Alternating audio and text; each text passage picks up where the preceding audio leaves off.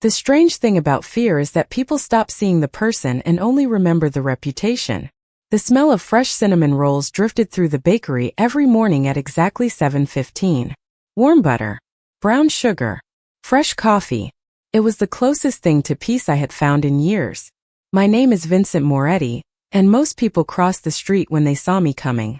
They lowered their eyes. They cut conversations short. They suddenly remembered somewhere else they needed to be. I had grown used to it. Maybe too used to it. Power changes the way people look at you. After a while, you stop expecting anything different. That Tuesday morning began like every other. A black SUV pulled up outside the little bakery on Lexington Avenue. My driver stepped out first. Then my security detail. The pedestrians nearby immediately noticed. Some pretended not to. Others moved faster. I adjusted the cuff of my charcoal overcoat and stepped onto the sidewalk. The air carried the sharp bite of late October. A cold wind rushed between the buildings. The bakery door chimed softly as I entered. Conversations faded. Not completely. Just enough. Enough that I noticed. I always noticed. A young mother gathering pastries for her children suddenly became very interested in her phone. An older man folded his newspaper without looking up. Even the teenager working near the register seemed nervous. Nothing unusual. Nothing I hadn't seen 1,000 times before. Then I heard a voice. Good morning. I looked up. She was standing behind the counter holding a tray of blueberry muffins. Blonde hair pulled into a loose ponytail. Pale skin. Bright green eyes.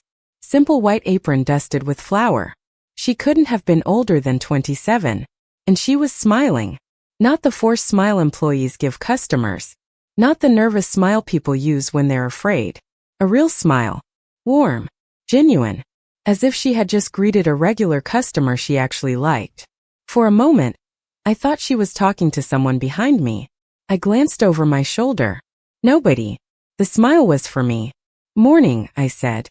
My voice sounded rougher than I intended. She didn't seem intimidated. The cinnamon rolls just came out of the oven. Best batch we've had all week. Ist daher. She laughed softly. I know. That's a weird sales pitch. But trust me. Nobody laughed around me. Nobody teased me. Nobody spoke to me like that. I found myself walking toward the counter before I realized what I was doing. I'll take one, I said. Good choice. She slipped the pastry into a paper bag and handed it over. Her name tag read Emily Carter. Emily. The name stayed with me longer than it should have. First time here, she asked. No. Then I've probably seen you before. I almost smiled at that. She had no idea who I was. No idea why the room felt tense. No idea why 3 men in expensive suits stood near the entrance watching everything. She simply saw a customer. Nothing more. Nothing less. Maybe, I answered. Emily nodded and rang up the order. Well, welcome back then. Welcome back. Such ordinary words. Yet something tightened in my chest. Strange. Unfamiliar. Human. I paid and stepped aside. The bakery slowly returned to normal. Conversations resumed. Coffee machines hissed. The front door opened and closed. Life continued. But I remained standing there for another minute, holding a paper bag that had suddenly become the most important thing in the room. Emily moved on to the next customer. She smiled at them too. Yet it felt different. Or maybe I wanted it to be different. Outside, my driver opened the SUV door. Everything okay, sir? He asked. I looked back through the bakery window. Emily was helping an elderly woman carry a box of pastries to her table. She looked completely unaware that she had just disrupted the carefully controlled world I had spent years building around myself. Yes, I said quietly. But for the first time in a very long time, I wasn't entirely sure that was true. And as the SUV pulled away from the curb, I found myself thinking about one impossible question. What kind of woman smiles at a man everyone else is afraid to look at? There are moments in life that make no sense until much later. Looking back, I think that Tuesday morning should have meant nothing. Pastry. A smile. A few ordinary words exchanged across a bakery counter. Yet by Wednesday, I found myself thinking about Emily Carter more than I thought about multimillion-dollar negotiations, business meetings, or any of the endless responsibilities that usually occupied my mind. The realization irritated me. I was not a man who became distracted easily. That morning, I arrived at my office before 8. Floor-to-ceiling windows overlooked Manhattan. The skyline glowed beneath a pale autumn sunrise. Assistants moved through the hallways. Phones rang. Schedules filled every minute of the day. Yet somehow, while reviewing contracts, I found myself remembering the way Emily had smiled as if she had known me her entire life. By noon, I was annoyed enough with myself to make a decision. I would stop by the bakery again. Nothing more. Just coffee. Just confirmation that I was imagining things. The bell above the bakery door chimed when I entered. Warm air wrapped around me immediately. The scent of vanilla and fresh bread lingered in every corner. Emily was behind the counter arranging cookies inside a glass display case. She looked up and smiled. Again. No hesitación. No fear. No recognition of the whispers that followed me everywhere. Just genuine warmth. "Welcome back," she said. I felt something strange settle in my chest. "You remembered me." She laughed. "You were here yesterday." That does not always mean people remember. The words slipped out before I could stop them. Her smile softened slightly. "Well, I remember customers who look like they need more coffee." I actually laughed. A quiet sound that surprised even me. Emily pointed toward the espresso machine. "See? I was right." For the next few minutes, she talked while preparing my order. Not because she wanted something. Not because she was impressed. She simply enjoyed talking. She told me about a customer who accidentally bought dog treats instead of biscotti. She told me the bakery owner had burned 3 batches of muffins before sunrise. Small stories. Ordinary stories. The kind of conversations most people take for granted. I listened longer than I should have. Longer than I intended. When I left that afternoon, I caught myself looking back through the window. Emily was helping a little girl choose between 2 cupcakes. The child looked overwhelmed by the decision. Emily crouched beside her and patiently explained the advantages of both options, as if discussing something extremely important. The girl finally picked the chocolate one and walked away smiling. Emily smiled too. That evening, I told myself I would not return. By Thursday morning, I was standing inside the bakery again. Then Friday. Then Saturday. Each visit lasted only a few minutes. Coffee. Pastry. Conversation. Yet those few minutes became the most peaceful part of my day. The strangest part was that Emily never asked questions. She never asked what I did for a living. Never asked why expensive vehicles waited outside. Never asked why people became nervous whenever I entered the room. She treated me exactly the same every single time. As if I were just another customer stopping in before work. One rainy afternoon, I arrived shortly before closing. The bakery was nearly empty. Emily was wiping down tables while soft music played through ceiling speakers. "Long day?" she asked. "You can tell. You stared at the menu for 2 minutes and forgot to order." I shook my head. "That obvious?" "Very." She handed me a fresh cup of coffee. "This one is on the house." I looked at her. "Why?" Emily shrugged. "Because everybody deserves one good thing after a hard day." She returned to cleaning tables before I could answer. I sat there holding the warm cup, watching rain slide down the front windows, listening to the quiet hum of the bakery. And for the first time in years, I found myself inventing reasons to come back tomorrow. Some people reveal who they are when they have everything. Others reveal who they are when they have almost nothing. I learned which kind Emily was on a cold Thursday evening in November. The bakery closed at 6. Normally, I would leave long before then. That night, I stayed longer than usual, sitting near the window with a cup of coffee that had already gone cold. Outside, the sky hung low over Manhattan, heavy with rain. Emily was stacking chairs and counting receipts behind the counter. The last customer had left 20 minutes earlier. She looked exhausted. There were shadows beneath her eyes that no smile could completely hide. Yet she still hummed softly while she worked. At 6:15, she locked the front door and stepped outside carrying a paper bag. I should have gone home. Instead, curiosity got the better of me. My driver followed several blocks behind while I watched from the back seat. Emily walked 3 blocks south before stopping near a subway entrance. A man sat there wrapped in worn blankets, his shoulders trembling against the cold wind. I had passed that corner dozens of times. I had never really seen him. Emily did. She crouched beside him and handed over the paper bag. The man smiled immediately. Even from across the street, I could see the gratitude on his face. She spoke with him for several minutes before standing and continuing on her way. The next evening it happened again. Different corner. Different person. Same kindness. By the third day, I realized it was not an exception. It was a habit. Emily noticed people most of the world ignored. A week later, I arrived at the bakery during the afternoon rush. The line stretched almost to the door. Emily moved between customers with her usual energy, greeting everyone by name whenever she could. An elderly woman entered carrying 2 heavy grocery bags. Before I could even stand, Emily rushed around the counter to help her. 10 minutes later she returned slightly out of breath. "You did not have to do that," I said. She shrugged. "Maybe not. But she should not have to carry all that alone." She said it as if the answer were obvious. As if kindness required no explanation. Later that evening, I happened to glance through the front window while leaving. Emily was sitting alone at one of the tables. She opened her wallet. I noticed her expression change. Concern flashed briefly across her face. She counted a small stack of bills twice before slipping them back inside.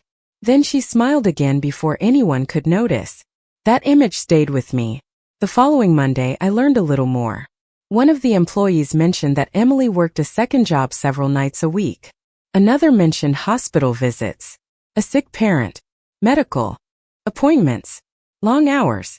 Tijd finance. Suddenly the exhaustion made sense. The worn coat she always wore made sense. The careful way she counted every dollar made sense. Yet despite carrying more weight than most people, she continued giving pieces of herself away to others. That afternoon, she handed a free muffin to a little boy whose mother came up short at the register. She never expected recognition, never looked around to see who was watching. She simply did it because she believed it was the right thing to do. As I walked back toward the SUV, the city felt different somehow. Larger, colder. And for the first time in many years, I found myself feeling something I had almost forgotten. Shame. Because the woman struggling to pay her own bills somehow possessed a richness that money could never buy. The first crack in a wall is almost invisible. Most people miss it. The wall looks strong, untouched, Permanent. Then one day the entire thing comes down because of a weakness that started years earlier. I spent most of my life building walls. Wealth built some. Power built others. Experience finished the rest. Nobody got close enough to see what stood behind them. Nobody except Emily, and the strange part was that she was not even trying. A few days after learning more about her situation, I found myself unable to stop thinking about it. The image of her counting those bills stayed with me. So did the sight of her giving away food she could barely afford herself. The city was full of people asking for help. Most of them never received it. Emily was one of them. Yet she never complained, never asked, never expected anything from anyone. One cold evening I arrived at the bakery just before closing. Rain tapped softly against the windows. The streets outside reflected streaks of yellow and red from passing traffic. Emily looked more tired than usual. She still smiled when she saw me. "Rough day?" I asked. "Nothing a few hours of sleep cannot fix." She laughed lightly, but there was exhaustion behind it. "You should probably take your own advice." I almost smiled. "Is it that obvious? You look like someone who forgot what weekends are." Maybe I did. Emily slid a cup of coffee toward me. "Then you should start remembering." Such a simple conversation. Yet after leaving, I sat in the back of the SUV thinking about it the entire drive home. That night I made a phone call. By morning information arrived. Hospital records, billing statements, insurance disputes. Emily's mother had been receiving treatment for nearly a year. The expenses were crushing them. The numbers explained everything. The second job, the long hours, the constant exhaustion she tried so hard to hide. I stared at the report for a long time. Then I picked up the phone again. The instructions were simple. Anonymous payment. No publicity. No explanation. No connection to me. The matter was handled within hours. A week passed. Then another. Emily had no idea. She greeted me exactly the same way every morning. The smile never changed. Neither did her kindness. But something else changed. The shadows beneath her eyes slowly faded. She looked less worried, less burdened. One afternoon I walked into the bakery and found her practically glowing. "Good news?" I asked. She looked surprised. "Actually, yes." Her smile widened. "The hospital called this morning. Apparently there was an adjustment made to my mother's account. Huge one. I still do not completely understand it." I kept my expression neutral. "That sounds fortunate." "It does." She laughed softly. "For the first time in months I feel like I can breathe." Those words settled somewhere deep inside me.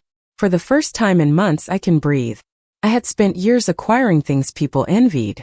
Buildings. Investments. Influence.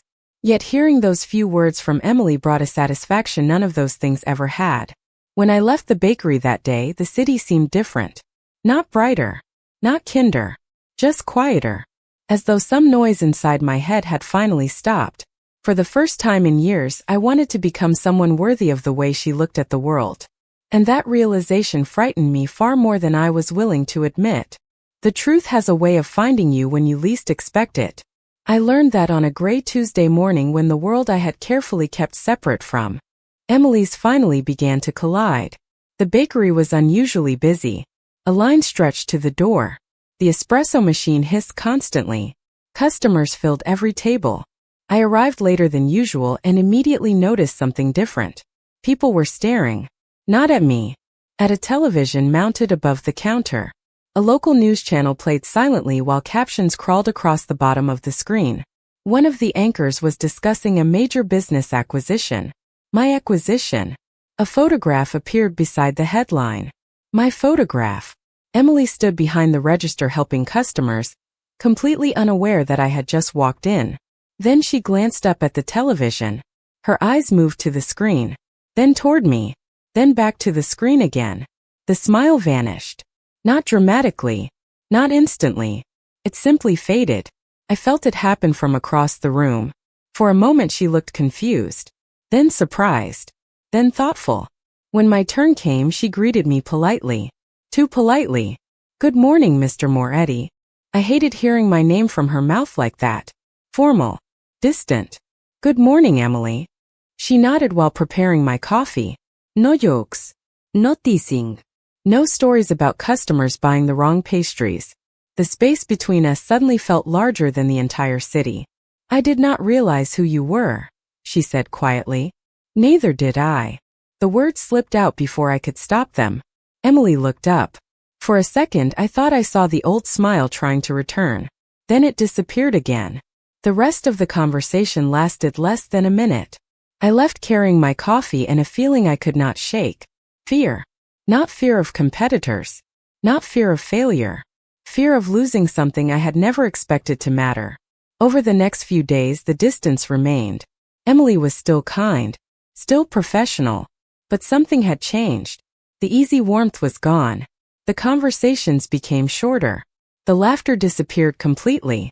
One rainy afternoon, I entered the bakery and found her cleaning tables near the window. She looked up and forced a small smile. "Your usual?" she asked. "If you do not mind." Emily nodded. Silence settled between us. Finally I spoke. "You are afraid of me now." She froze for a moment. "No. You are a terrible liar." A faint laugh escaped her before she could stop it. Hearing it felt like sunlight breaking through clouds. But it lasted only a second.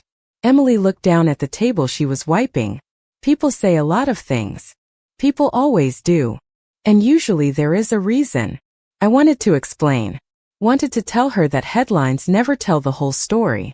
That the version of me she saw on television was not the same man who sat in her bakery every morning. But the words never came. Because part of me wondered if she would believe them. That evening, I remained in my SUV long after leaving the bakery. Rain tapped against the windows. Pedestrians hurried along the sidewalks beneath umbrellas. Somewhere inside that small building, Emily was finishing another long shift. And for the first time in years I found myself facing a problem money could not solve. Because no amount of power could force someone to see you the way they once did. And as the city lights blurred through the rain, I realized something that unsettled me more than anything else. I cared whether Emily Carter smiled when she saw me. Fear does not always arrive as panic. Sometimes it arrives quietly, disguised as distance. That was exactly what happened over the following weeks. Emily never stopped being polite. She never stopped being kind. But she stopped letting me into the small corners of her life. The stories disappeared. The laughter became rare. The comfortable silence we once shared turned into careful conversation. And somehow that hurt more than I expected. One Friday morning, I walked into the bakery and found someone else working the register. "Where is Emily?" I asked before I could stop myself. The young employee looked surprised. "She switched shifts." I nodded and ordered my coffee. That should have been the end of it. Instead, I spent the rest of the day distracted. The following Monday, Emily was not there either. Nor Tuesday. By Wednesday, I finally saw her again. She was carrying a tray toward a table near the back when she noticed me. For a brief moment, something crossed her face. Relief. Then caution quickly replaced it. "Good morning," she said. "Good morning." Neither of us moved. The distance between us felt larger than the few feet separating us. Finally I spoke.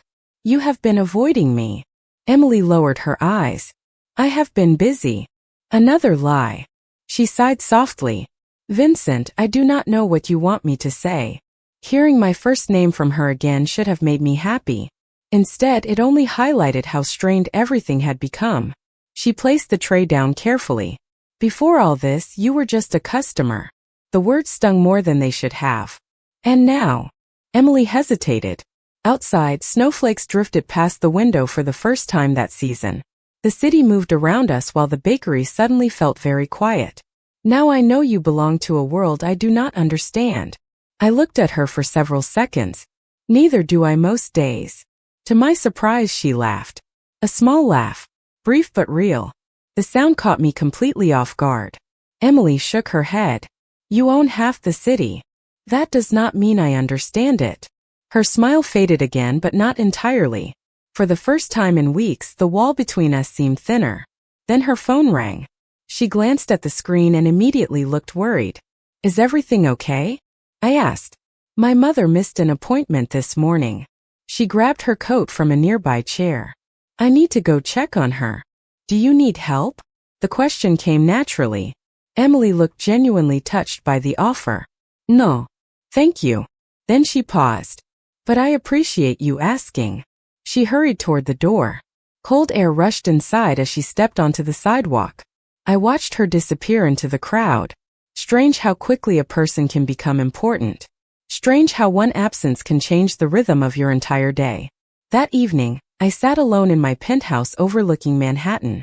Thousands of lights stretched across the horizon. The city belonged to millions of people. Yet somehow it felt empty. Because for the first time in my life, I was afraid of something I could not control. I was afraid that Emily Carter was slowly walking out of my life. And no amount of influence, money, or power could convince her to stay. The people we care about rarely realize how much power they hold over us. Emily certainly did not. A week passed after our conversation in the bakery. Winter settled over Manhattan. The mornings grew darker. The air carried the sharp scent of snow and cold concrete. I continued visiting the bakery, though less frequently than before. Part of me wanted to give her space. Another part feared that too much distance would become permanent. Then something happened that changed everything. It started with a phone call from one of my senior advisors. He sounded unusually concerned. "There is a situation you should know about," he said. Normally, those words involved contracts, negotiations, or business disputes. This time they did not. "What kind of situation?" I asked. A brief silence followed. Miss Carter's name came up during a conversation. My grip tightened around the phone. "Explain." Over the next few minutes, I learned something unsettling. My public appearances at the bakery had not gone unnoticed. Reporters had started asking questions. Bloggers had posted photographs. Speculation spread quickly. Most of it was harmless gossip. Unfortunately, gossip has a way of growing larger than reality. Emily had done nothing wrong. Yet strangers suddenly knew her name. They knew where she worked. They knew details about her life that should have remained private. For the first time, I understood how my world had begun touching hers. And I hated it. That afternoon, I went to the bakery earlier than usual. Emily was standing near the front window arranging holiday decorations. Small white lights reflected in the glass. She looked beautiful in the simplest possible way. Not because of appearance alone, but because she seemed to make every space around her feel warmer. When she noticed me, she smiled. A real smile. The first genuine one I had seen in weeks. "You look surprised," she said. "Maybe I am." Her smile widened slightly. "I suppose that means we are even." I laughed quietly. The sound felt unfamiliar and comfortable at the same time. For nearly 30 minutes we talked the way we used to. About nothing important. Holiday music. Snow forecasts. Customers who ordered too many cookies. Ordinary things. The kind of things I had missed more than I wanted to admit. Then her expression changed. "Can I ask you something?" she said. "Of course." Emily hesitated. "Has your life always been this public?" I already knew why she was asking. More or less. She looked down at the counter. "Someone took my picture outside the bakery yesterday." The warmth in the room seemed to fade. "Did they bother you?" "Not exactly." She forced a small smile. "It was just strange." Strange. Such a simple word. Yet I heard the discomfort beneath it. The uncertainty. The concern. I realized then that she was carrying a burden she never asked for. A burden connected directly to me. As we stood there, snow began falling outside. Soft flakes drifted through the afternoon sky. Customers moved along the sidewalks wrapped in heavy coats. Emily watched the snowfall for a moment before speaking again. "Sometimes I wonder how you handle it." I followed her gaze toward the window. "Most days I do not." She looked at me with quiet understanding. And in that moment, I realized something I could no longer deny. The possibility of losing Emily had frightened me. But the thought of her being hurt by the attention surrounding my life frightened me far more. Some truths change your life the moment they are spoken aloud. Others change it the moment someone finally listens. A few days after our conversation about attention and privacy, a heavy snowstorm rolled into Manhattan. The city slowed beneath a blanket of white. Traffic crawled. Sidewalks disappeared beneath fresh snow. Most people complained. Emily seemed to love it. When I arrived at the bakery one morning, she was standing near the window watching snowflakes drift past the glass. Her smile appeared before she even noticed me looking at her. "You know," she said, "snow makes the city look kinder." I glanced outside. That might be the first time anyone has described New York that way. She laughed. There it was again. The sound I had missed for weeks. We talked longer that morning than we had in months. About childhood winters. Holiday traditions. The strange comfort of watching snow while holding a hot cup of coffee. Nothing extraordinary. Yet every minute felt important. At some point, Emily grew quiet. She stirred her tea slowly while staring at the steam rising from the cup. "Can I tell you something?" she asked. "Anything." She hesitated. "When I first saw your picture on television, I was scared." I nodded. The honesty did not surprise me. Most people are. Emily looked directly at me. "That is not the whole reason." I waited. "I was scared because I realized I had already started caring about you." The words landed harder than any headline ever could. The bakery seemed to disappear around us. The customers. The music. The sounds of dishes and coffee machines. All of it faded. Emily lowered her eyes almost immediately. "That probably sounded ridiculous." "No." My voice came out quieter than intended. "It did not." A nervous smile appeared on her face. I kept telling myself that keeping distance was the smart thing to do. And was it? She laughed softly. "Not really." I found myself smiling. A genuine smile. The kind that had become rare long before I met her. For several seconds neither of us spoke. Then I made a decision. A decision I should have made much sooner. "There is something I need to tell you too." Emily looked up. I took a slow breath. For years I had negotiated billion-dollar agreements without hesitation. Yet somehow this felt far more difficult. "The hospital bills." Her expression changed immediately. "What about them?" "The adjustment to your mother's account was not random." Confusion crossed her face. Then understanding. Then disbelief. Vincent. I never wanted credit for it. The words came carefully. I only wanted you to have one less thing to worry about. Emily stared at me in silence. I could almost see the emotions moving behind her eyes. Surprise. Gratitude, frustration, affection, all tangled together. Finally she shook her head. Why would you do that? I looked at her for a long moment. Then I answered with complete honesty. Because somewhere along the way, your happiness started mattering to me. The bakery suddenly felt very still. Snow continued falling outside. White flakes drifted through the gray afternoon sky. Emily's eyes glistened slightly, though she never looked away. For the first time since she learned who I was, there were no walls between us. No distance. No question. Just truth.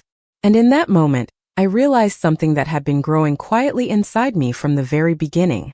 The woman sitting across from me had done something nobody else had managed in years. She reminded me that I was still human. People think life changes in dramatic moments. It does not. Most of the time it changes quietly, one ordinary day at a time, until you suddenly look around and realize everything is different. Spring arrived slowly that year. The snow disappeared from the sidewalks. Trees began showing hints of green. The city felt lighter somehow. So did I. 6 months passed. During those months, Emily's mother recovered steadily. The constant worry that had once shadowed Emily's eyes gradually faded. She still worked hard. She still spent too much time helping other people. But now she smiled more often. The real smile. The one that had first caught my attention across a bakery counter. One Saturday morning, I arrived earlier than usual. The bakery was closed to customers. Emily stood on a ladder hanging a new sign above the front counter. The owner had recently retired and decided to sell the business. To everyone's surprise, Emily had become the new owner. She had saved for years. Friends had helped. The community had supported her. Watching her stand there beneath the morning sunlight pouring through the windows, I had never seen her look prouder. "What do you think?" she asked. I looked at the sign. Carter's Bakery. Simple. Elegant. Perfect. "I think it suits you." Emily climbed down and stepped back to admire it. "I still cannot believe it is real." "Believe it." She looked around the empty bakery. The polished tables. The fresh paint. The display cases filled with pastries. Then she looked at me. "You know, there was a time when I thought none of this would ever happen." I smiled. "There was a time when I thought a lot of things would never happen." Emily laughed softly. We spent the morning preparing for the grand reopening. By noon the bakery was packed. Neighbors filled every table. Families waited in line. Children pressed their noses against the display cases. The entire room buzzed with warmth and conversation. At one point I stepped outside for a moment. The spring air carried the scent of fresh flowers from a nearby street vendor. Through the window I could see Emily moving through the crowd, greeting customers, helping employees, laughing with children, making everyone feel welcome. The same thing she had always done. The same thing that had changed my life without her even realizing it. A few minutes later she joined me outside. "Hiding?" she asked. "Observing. That sounds suspicious." I laughed. "Maybe it is." We stood together watching the city move around us. Taxis rolled past. People hurried along the sidewalks. Somewhere in the distance a siren echoed briefly before fading away. Ordinary sounds. Ordinary life. The kind of life I once thought existed far away from mine. Emily slipped her hand into mine. Such a small gesture. Yet it felt more valuable than everything I had spent years building. "What are you thinking about?" she asked. I looked at her. Really looked at her. The woman who had walked into my life carrying flour on her apron and kindness in her heart. The woman who never cared about reputation, status, or wealth. The woman who saw a person when everyone else saw a title. "I am thinking," I said quietly, "about how one smile changed everything." Emily smiled again. The same smile. The first smile. The one that started it all. And standing there beneath the warm spring sunlight, surrounded by the city I once believed belonged to me, I finally understood the truth. The city never changed my life. She did.